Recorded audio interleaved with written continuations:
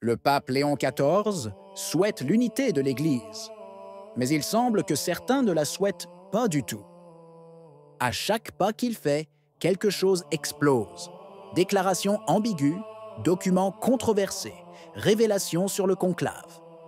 Dans cette vidéo, nous analysons tout cela, du début de son pontificat aux derniers événements. Et peut-être, entre les lignes, pouvons-nous comprendre qui lui est réellement hostile. Au cœur turbulent de l'Église catholique se détache aujourd'hui une figure appelée à une mission qui, plus qu'ardue, apparaît presque héroïque. Le pape Léon XIV a pris sur lui la charge de rétablir l'unité ecclésiale, une tâche que les faits démontrent comme étant non seulement difficile, mais parfois presque désespérée.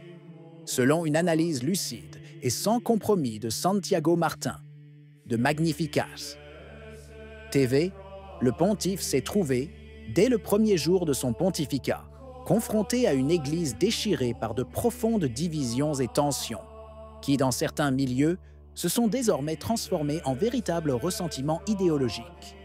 Le cardinal Prévost, au moment même où il fut élevé au trône pontifical sous le nom de Léon XIV, hérita d'une situation ecclésiale fragmentée et, à bien des égards, empoisonnée.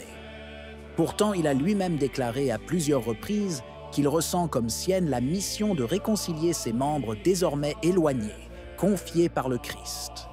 Mais, et c'est là que nous atteignons le point le plus tragique, tout le monde, à l'intérieur comme à l'extérieur des sacristies, ne souhaite pas que ce projet se concrétise. Il existe en effet des forces bien organisées, même à des niveaux élevés, qui travaillent ouvertement contre lui, entravant chaque pas du pape avec des pièges bien conçus. Des pièges que Santiago Martin n'hésite pas à définir comme de véritables bombes, comme des mines disséminées le long du chemin, prêtes à exploser sous les pieds de quiconque ose parcourir le chemin de la communion ecclésiale. Pourquoi cette obstination? Pourquoi tant d'opposition à un idéal aussi noble et urgent que l'unité de l'Église? Les raisons, souligne Martin, ne sont pas toujours précisées, mais on soupçonne que certains cercles préfèrent une Église divisée en 1000 morceaux, où chaque groupe peut revendiquer la partie la plus influente, la plus riche et la plus grande pour lui-même. Ce qui est en jeu n'est pas seulement la doctrine, mais aussi le pouvoir. Et certains, pour maintenir leur influence, sont prêts à voir l'Église s'effondrer sous le poids de la discorde. Parmi les menaces les plus graves de ces dernières semaines, Santiago Martin en a souligné une particulièrement préoccupante: l'initiative de la conférence épiscopale allemande, qui a déclenché un scandale théologique et pastoral en pleine transition papale. Dans un geste pour le moins provocateur, les évêques allemands ont publié un document liturgique destiné à bénir les unions irrégulières, alors que le corps du pape François n'avait même pas été enterré. Un geste qui, en plus d'être théologiquement discutable, apparaît également humainement inapproprié. Le cardinal de Cologne s'y est ouvertement opposé, déclarant que le texte ne serait pas appliqué dans son diocèse car il était contraire à la doctrine catholique. Mais la réponse des évêques allemands a été claire. Selon eux, rien dans ce document ne contredit le magistère. Au contraire, ils affirment qu'il a reçu l'approbation explicite du cardinal Fernandez, actuel préfet du dicastère pour la doctrine de la foi. Et là, un clivage déconcertant s'ouvre. D'un côté, il y a un cardinal qui dénonce l'hérésie d'un document liturgique. De l'autre, il y a l'autorité suprême en matière doctrinale, qui, semble-t-il, l'a approuvé. Et personne ne le nie. Aucune déclaration clarifiante, aucune correction officielle. Résultat? Le pape Léon XIV est déjà soumis à une pression brutale, contraint de choisir entre les fidèles de la foi et les innovateurs autorisés à expérimenter. Comme si la mine allemande ne suffisait pas, une autre bombe a explosé cette semaine. Une bombe médiatique, mais tout aussi dangereuse. Le magazine Roma Today a publié un article d'un certain Gelder Red, un personnage mystérieux, introuvable dans les moteurs de recherche, mais visiblement bien connecté, qui affirme avoir parlé avec un cardinal présent au dernier conclave. Les affirmations rapportées sont tout simplement incendiaires. Selon l'article, le cardinal Prévost, aujourd'hui pape Léon XIV, aurait été le seul candidat du pape François. À sa gauche, l'article place le cardinal Parolin, symbole de l'aile ultralibérale. Et tandis que la minorité conservatrice a été dépeinte comme sans importance, on entend parler d'une action décisive du cardinal Hollerich, décrit sans détour comme la créature de Bergoglio, pour imposer la candidature de Prévost à l'ensemble du camp progressiste.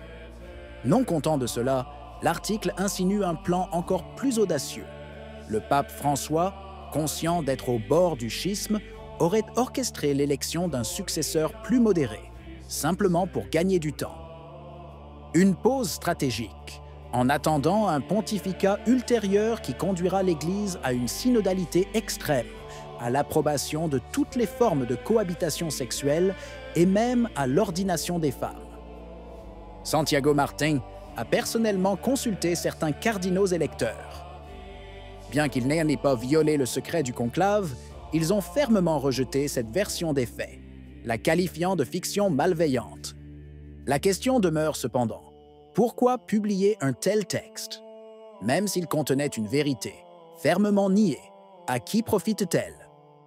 Selon Martin, l'objectif est double et diabolique. D'une part, rassurer les progressistes effrayés par certains signaux du pape Léon. D'autre part, il coupe les ponts avec le monde conservateur qui lui avait jusqu'ici fait confiance. Le message subliminal est toxique. Vous avez tort de le soutenir. Il n'est qu'un élément supplémentaire du plan de Bergoglio. Et c'est là que se révèle la véritable stratégie de certains milieux. Semer la méfiance, briser les barrières et empêcher l'unité. Quelle que soit la véracité de l'article, sa diffusion a déjà fait des ravages. Et c'est là, selon Martin, son véritable objectif. Saboter la capacité du pape Léon XIV à panser les plaies de l'Église. Face à ces tensions orchestrées, le pape Léon XIV n'a pas réagi avec dureté ou vengeance, mais avec un calme surprenant que Santiago Martín appelle une « révolution tranquille ». Malgré les provocations, le nouveau pontife continue d'avancer avec une logique qui va à l'encontre de la culture du conflit.